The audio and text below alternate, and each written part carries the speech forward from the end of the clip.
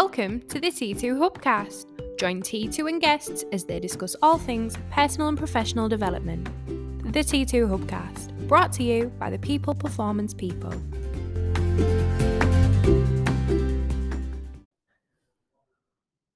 Hello, people, and welcome to the T2 Hubcast with me, Tracy Roberts. And me, James Cooper. Coop's in the house. Yeah. Poor lad's been dragged in here by me on a Friday. But he's excited to say hi. Say hi to everyone. Yes, hello, everybody. Oh, first one, let's go. How many months in are we now, James? We're in 3. We're in month 3 We're now. in month, and he's doing well. He's still here. And he's not just surviving, he's thriving. Yeah, Is that there you right? Loving it. So I thought I'd drag him in because he's been in a few of my sessions in the last couple of months, and a couple of them have been focused on communication, the work we do on the 5 dysfunctions. And part of that conversation is around the commitment and accountability, but it's also around the communication, the trust, all those things, right? Yeah. And one of the things we covered on a previous Hubcast was a little bit more kind of deep diving into having really great interactions. And what we meant by that was, do we really set the outcomes of a meeting? Do we really establish what we want the goals to be and the questions that we need to ask within that meeting? And then we take it a stage further and go, right, okay, do we apply the OAT principle, outcomes, actions, and timeframes to make sure that people know what they're responsible for and what they're going to do? And I think really as part of that discussion, we then landed on the fact that quite often when we do get into these meetings, we're trying to make sure that we're getting, joined up thinking, and we're not always getting that because we're coming at it from a very siloed, bias, if you like. It's a right or wrong sort of mentality. Yeah. Someone's got to be right and someone's got to be wrong. When really we could look at it a slightly different way. Yeah, and I guess in organisations, and actually just as a personal thing, we all have our own internal bias, right? So we all look at the world slightly differently. We know that from our unconscious motivators. If it's our idea, we're more emotionally attached to it as well. So there's a little bit of that in there. And obviously we'll talk through what this looks like, because what we're going to talk about today is how you can master parallel thinking within your team environment, and actually how you can use it yourself, because it's a really good tool to use, right? And this is going to avoid you going down the route of, as you say, thinking about it from the perspective of someone's got to win, someone's got to lose. We're trying to prove or disprove what's right and what's wrong. Yeah. And it's almost going down that court route, isn't it? Yeah. I put it to you.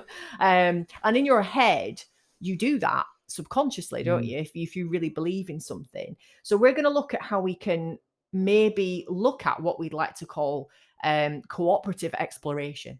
I like that. That's a good term. Yeah, I like that as well. And this is going to mean that we're going to avoid going into that sort of realm of argument or debate. And that then means that we're going to allow for a little bit of learning from each other. We're going to encourage more energy and creation. Yeah. We're going to find less fault, hopefully, and might lead to more possibilities, because if we are going in there with a one-sided approach to things, we're probably setting ourselves up to fail in some respects. Yeah. If you're looking at that as from a situation of, if you're going in with one mentality and one sort of outcome, then you will be getting the one outcome from going in with that outcome. So what if you could just open up to the possibilities? And let's think of it this way: if you are going to do this correctly, it's almost a form of switching modes. That's the way I see it. So some of this stuff that we're going to cover today, guys, just if you're interested, is based around what's called the 6 thinking hats. Okay. And it's a book that we use a lot here in terms of how we try and explain things to people. A gentleman called Edward de Bono wrote this book. He's a Maltese physician, psychologist, philosopher, and his 6 thinking hats concept has been used, in numerous things that we refer to. Unfortunately, he's no longer with us, but his legacy lives on, because actually the way that he pulled this parallel thinking sort of equation together really can be useful from a personal perspective, as in, even if you're doing something yourself and you're really going through the kind of thought process, creativity in your head, I think if you apply this, would you agree, just to the way you're thinking? Yeah. So even if it is about that innovation that we all strive to sort of bring, that fresh idea and have those different ways of looking at things, even for the most creative people, it is important that they do take into account other people's perspectives. And actually, when you're doing that, it could throw a curveball that you never even saw coming. Exactly. And that's the beauty of it. And actually making it a process is something that can encourage that innovation, creation, not just as an individual, but within an organisation, as a small team, as a big team, or as a total company altogether. And that's what we always say about highly functioning teams is like some of the dangers you have within organisations, let's be honest, is, and I've been here, by the way, as a leader, employing people that are like me. Because I think, hey, I want everyone to be fast, furious and creative and all the rest of it. And I like that. However, that approach doesn't generally work across the board, because you need to have people with different ways of thinking, different approaches, different communication styles, even just a different view of the world. I think that's why we see this rise of reverse mentoring with, younger generations coming through and helping out, people in organizations that have been very fixed for years. That's why it's great to bring people in from other departments sometimes, just to see things differently. So I don't know. Yeah, I think it's a really good way to try and separate our ego from the performance aspect. Would you agree? Yeah, of course. Egos is a thing. Yeah. Because if you are applying your own biases to them, then that's basically you're applying yourself to them. Yeah. Rather than just actually taking the concept, taking your ego out of the situation. Yeah. And I've been in situations before where it has been very ego based. Yeah. And having to fight the ego first before you get anything done. You got to stop poking the bear to get any further, haven't you? Yeah. And it can be quite difficult. And like you said, it leads to possibilities, because if we apply this kind of process back to what we've discussed on a previous Hubcast around what we do in meetings and how we naturally, even in our brain, we assume certain things. So as a great example I can give you is like most meetings to me, I'm either one or the other, right? Because I'm a doer, but I'm a creator. I'm either in full throttle, blue sky thinking mode, and I really piss everyone off, because we'll get 3/4 of the way for a meeting. We think we've landed on something and I go, ooh, I've got an idea. And I can see everyone literally go, oh God. Or I'm in full decision-making mode when everyone else is still procrastinating. And again, I piss people off. But all the little fluffy bits in the middle of like, let's sit and actually think about things from an objective perspective, or let's look at the data, I can do it. But I naturally find my brain going off to that place of let's get it finished, and actually what other ideas have we got? Do you know what I mean? Yeah, if it is that, and I know that I can sometimes get frustrated with people that when you speak about the fluffy bits, that's the fluffy bits is probably where quite a lot of creation does happen, and that's where it happens. Yeah, but they're my people. If you spend too much time there, you're not getting to the goal anyway. So you've got to keep it balanced. Everything, and controlling what's going on is, I think, really quite important. And I think this providing the structure really gives you that sort of purpose towards it. It takes us away from debate back to cooperative exploration. And I think that's the big thing we want to land on today. And I think we do know that there's things in organizations where the big decision meeting doesn't have to include everyone. And there is a bit of cut the shit, let's just make this decision. Yeah. But for a lot of organizations, just maybe getting people to think this way allows us more space to be more in that kind of creative, less ego, coming at it from every single angle possible. And then even if you apply it to yourself when you're going to go and pitch to a stakeholder, or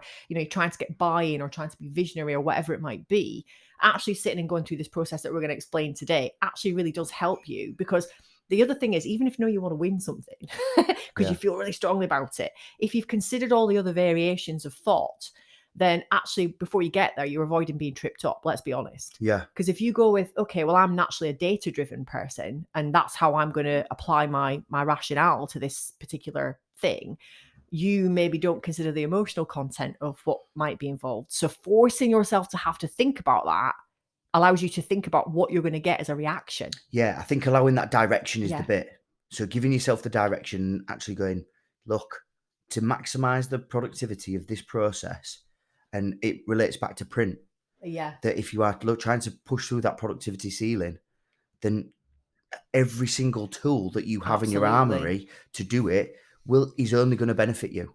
I think that's a really great way to look at it, actually, how many tools you've got in your armory. And we land on this a lot, don't we, in our group sessions around, do you realize how much expertise you've got in the room, how many superpowers are in here, and how you can become the Avengers. You just need to bloody work together properly. Yeah. And I think that applies to this thinking method and meetings and discussions, because quite often we know who's going to be the glass half empty person. We know who's going to be the person who's going to have this crazy, really far out idea. And we know the person who's just going to be halfway out the door trying to do something without all the answers. So we already kind of know the dynamics. But what we do need to think about is that we can apply the principle we're going to use today, in so many different ways, individually and as a group. But the theory behind it is that we're going to get people to think differently to how they would normally, in some cases, to allow for the space to lead to an optimal solution.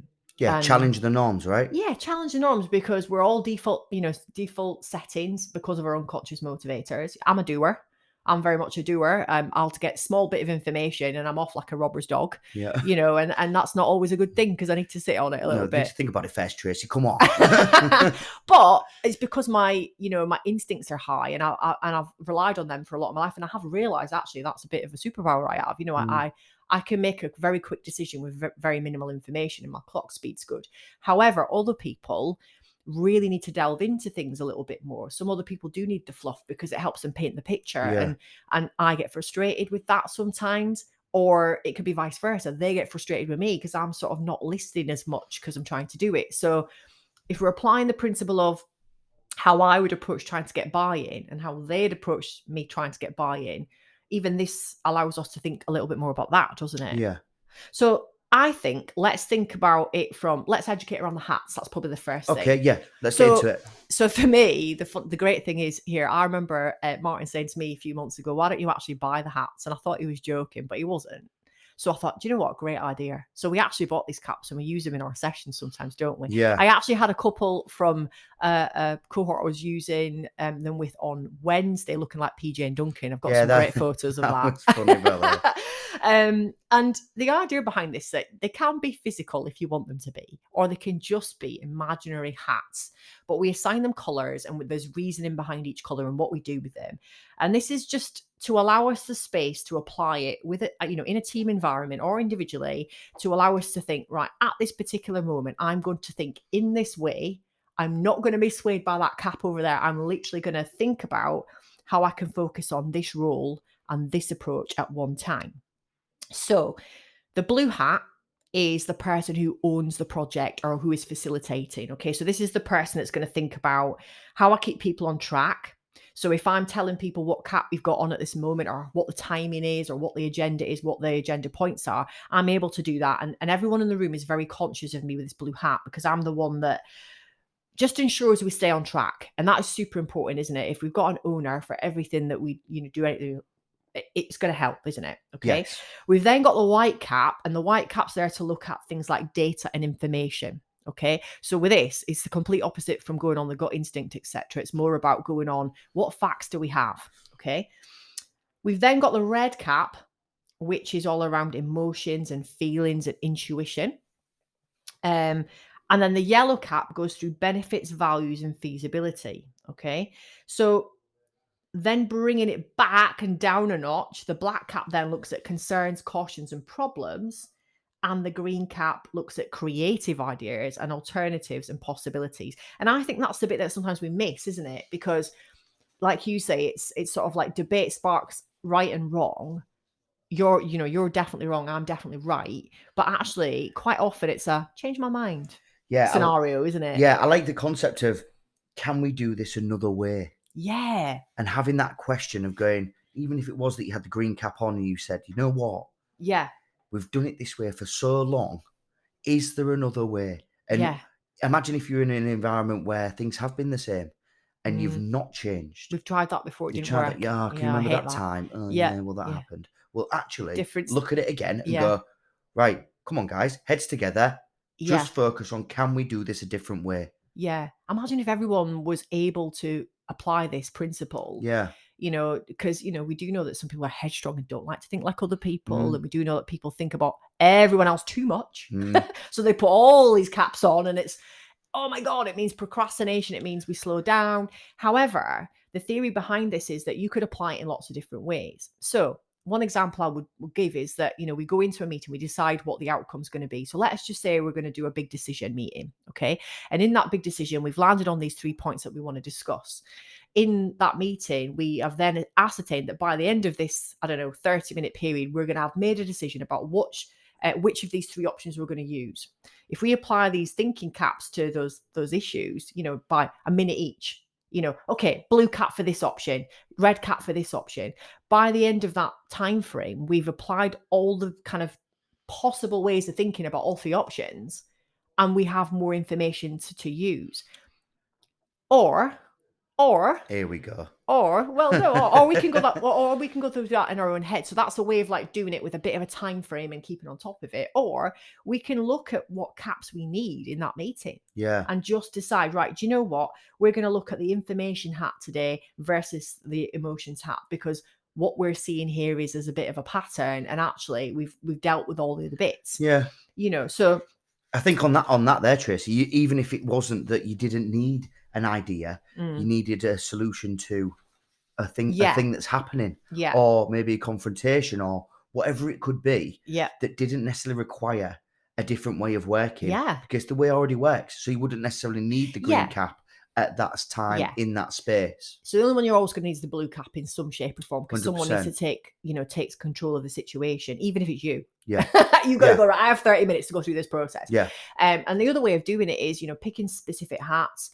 Or here's an even better one. If you've got a massive big thing that you're going to cover, team, you're the red team, you're the blue team, you're the green team, you're the white team. You're all going to present back to each other. Now, people in that red team that are being forced to think about emotions are going to be fuming. Yeah. Because some of them are white people. They're the people who want to put the white cap on all the time, think about, what information's there, what data's available. So they're being forced almost into thinking completely differently to what they do normally. Yeah. That's ace.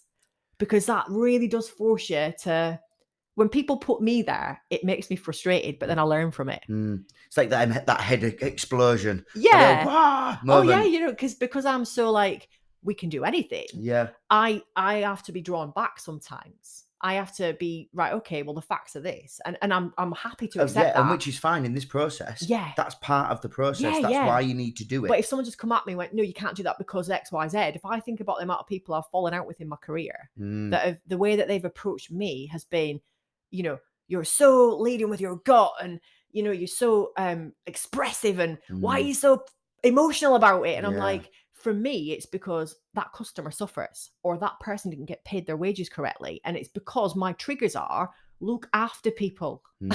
So when you then say to me, stop being so emotional and stop being so like linked to your idea, I get upset because I go, hang on a minute.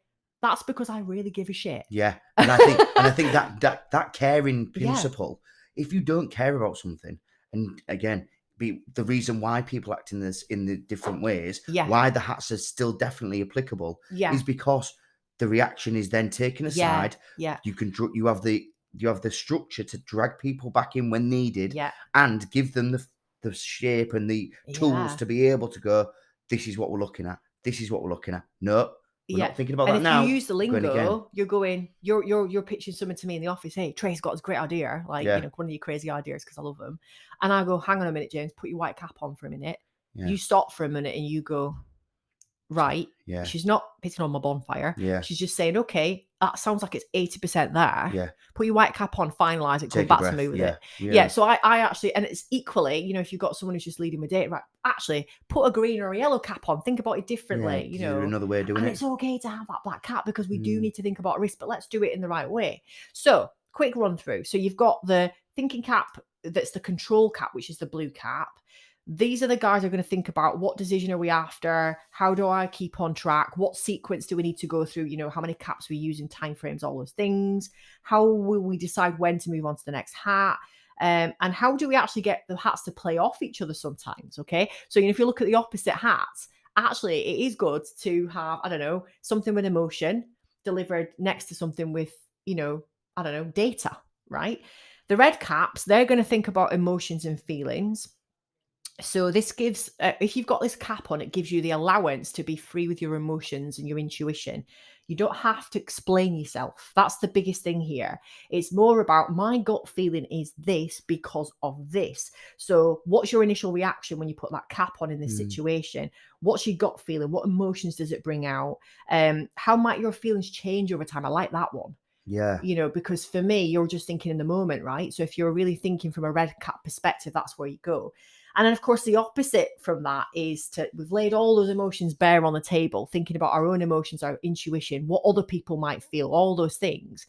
We then park that and go to white and we go, right, park that. Don't even think about that. Let's look at facts and figures. You know, what's the frame and assumption we have here? What's the context? What information's missing? What do we require? What do we have to work with? You know, where can we go to find more information if we need it? And this is because it's a bit of a neutral hat. It's looking at everything from all, I guess, angles to a degree, but looking at it from a factual perspective. Yeah, I think definitely with the white hat, the main thing is, and this is a process that I've followed through a couple of times, is that what haven't we looked at? Look at the data, but actually look at the data that you haven't got. Yeah. And why haven't we collected that data? Is that something that we could have, something that we've missed that could definitely think about, if we go to that green hat again, about the idea, the different way of working, you've got the data now, so the facts can then lead to this new innovative way of working, and we're absolutely flying. Yeah. But I like that. I like that whole I like this thought. note I wrote here: checked fact against the unchecked fact. That's the difference in a white hat. And then the other thing is it allows us to take the mindset of a computer, because we're kind of processing information and we're not necessarily taking into to feeling any new ideas or anything. We're going with what we've got. So the white cap obviously is super important. Now the black cap is the cap of caution. So this is the one that's about the risks. And we're probably going to put a more skeptical view on here on purpose, by the way. We're not going to go to that person in the room that's always, you know, the black cloud that comes in. We're literally going to say, you know, if based on what we know, what are the risks? What possible failures could we see? Where are our weaknesses? I like this one. What yellow cap opportunities can we deconstruct and show to be flawed? So when we do the yellow cap, when we're dealing with feasibility and benefits, we can reverse it by going to the black cap and saying, okay, I really like that idea, but let's just think a little bit further about it. So in some ways, again, it comes across as quite negative, but it's there to actually avoid us making a big mistake. Yeah, and just think about a team that does make lots of mistakes but learns from them. If you take that time to put on that black cap, you can then prevent the time waste, then the embarrassment of making a mistake, by just foreseeing it and actually putting on that black cap and going, I tell you what, we're not going to make the same mistake again. We are going to look at the risks. What risk can we have from this situation?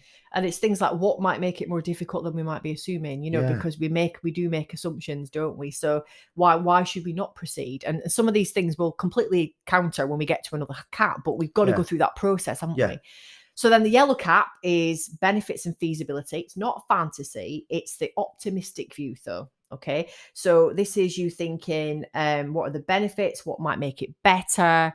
You're thinking, you know, optimistically, why do you think it might be successful? What do you think would really kind of bring this into fruition? You know, what's the possibilities? But we're not going there with a blue sky thinking approach. It's quite realistic as well. And actually, then what could we then look at there to expand upon? So what would the success look like based on some of the basic principles that are coming out in the conversation? So this is going to force optimism, but more from a realistic perspective. So again, we can use the black and the yellow cap, I guess, in parallel, can't we? Yeah. So you can see how this can be beneficial within that team environment. We've then got the green cap, and this is the creative thinking cap. This is new ideas, possibilities. The yellow cap identifies the opportunity, but it has no responsibility to explain how it can come about. Now, I'm going to go there because I'm going to call you out, Martin Johnson, because sometimes, you know, you come in at me with something that's like, hey, blah, blah, blah. This is Martin's hat sometimes, right? But it's my hat too, right? Because I go, whoa, yeah, this is going to happen, man. This would be brilliant. And then I have to go, can someone put a yellow cap on now and tell me the reality? And just tell me actually what's going to happen. But this is like, it's seeking alternatives, possibilities, removes the faults, generates new concepts. It doesn't have to be logical. So that's why it's fun. So you can literally say to people, you know, think about if there was no boundaries. Yeah. What would we do? And can we do it another way? Like you were saying, what new ideas can we generate? What yellow hat opportunities should we expand on? So we use the yellow to almost filter it and then go, oh yeah, we could do something with that. What thoughts have we had around the risks? Can we accept and adapt to? Because we're basically going to go, okay, I see you there, but I'm going to raise you this, Yeah. Does the risk outweigh the reward? What's the outcome going to look like? And then what original white hat assumptions might we totally reverse just to see where it leads? Ooh, like juicy. That's really juicy, isn't it? And then even what odd, even implausible scenario could we come up with based on just this idea right now, just to keep going on it? So it's almost just saying like, ooh, like, let's just go there. Let's just see what we can throw against the wall, see what sticks, Yeah. Could we be the best in the world? Yes. How can we link to our vision's purpose and all those things? So that's all the hats. And so you can see how, like, metaphorically, you could make that work as an individual as well. You could sit there and say, right, before I go and apply this principle and try and present this to my team, or before I go to the stakeholder with this idea, or before I go into that meeting, rather than thinking about, actually, I'm going to win this, I'm going to debate this, I'm going to fight this. Firstly, we're going to think about who we're talking to, and we're going to think about how we can adjust our graphic equalizer to get more from it. We might even think, just putting it out there, what hat would this person normally put on? And then actually that gives us a bit of strength, because we can then think of it from their perspective. We've already considered it. I'm going to put the yellow hat on right now and think about that. Yeah. So how will those feel, right? Yeah. How will they feel? And I guess really, how can I meet them halfway on that? Because if you've applied all the hats, then the reality is you've probably thought of everything. What you've just got to be careful of is not being drawn in back by that original bias that you had. Yeah, I think that's obviously, if you thought about that as a larger point of view, you're actually looking at what's actually happening in the business for us to have these conversations. Yeah. And then, and going really bigger, how can it be affected by the way that it's received from somebody else? Yeah. Yeah. And actually having that as a process and going, you know what, we are going to think about this and we are going to get something out of it. It's not about going head to head anymore. It's about working as one team, considering everything from every angle. Do you know what else I would say? We always say know your triggers and know your default settings. I think know your cap. I would say know your cap. What is your default cap? If you were going to go to work and go, word up, with a cap on, you PJ or you Duncan. That's what we're saying. Like, and know that, and actually find the opposite cap from time to time. Just force yourself into it, because I think it will make you think differently. Like you said, there might be something you've never considered from someone you've never considered having a conversation with, just by opening that up. And if you put this process in, even if it's unofficially, and someone's just calls you out and says, put your green cap on, or we go through the process with every big decision of putting all the caps on and discussing it. I think even breaking down into teams, and if you know you're all red hat people, put a different color hat on today. And I think that process really helps us get a really holistic view of everything. Would you agree? I think 100%. And even with ideas that we have at T2 as well. Yeah. I know we do this, and we obviously champion it as well, but let's really get into the detail of it. And then and like I say, if there's anybody out there that's actually finding that information, finding that it works, then let's go. Yeah. Absolutely. So the benefits of this is you can use it at all levels. It's results based, because you're going to have an output from it all. It's going to empower people massively and make everyone collaborate and talk. Yeah, it gives them the forum, right? Yeah, it reduces that kind of personal conflict because you're coming at it from a holistic level, and it enhances creativity. There's probably loads of other things, as well as getting rid of debate and switching modes and coming up with more of a less ego-based approach to things. And that's got to be good, because the reality is that cooperative exploration is the way ahead. But we do acknowledge here that sometimes that's not the right thing to do. However, for you as an individual, you can still do this. Yeah, write it down though, because it could get messy. Yeah, it could get messy. Can you imagine the spider diagram on this? Oh, it'd be intrusive. And everyone knows I love a spider diagram. Yeah. So maybe think about where you could apply this. Because, the theory is that, we do take a default setting. And, we discuss this all the time here at T2. And we know that You know, some of your unconscious motivators and your drivers, they're there for a reason. You know, they've been grown into you over time, and it's not your fault that that's how you're wired. But if we understand our triggers and how we behave in certain situations, that's one thing. If we learn actually how our internal narrative talks to us and makes us react in a situation like this and decide what cap we've got, actually that takes it to another level. Yeah. Do you agree? Take the ego away. Take the ego away. And you know what? We're bang on. So thank you, James, for joining me today. You're very welcome, Tracy. And thank you guys for listening. We'll see you again on another T2 Hubcast.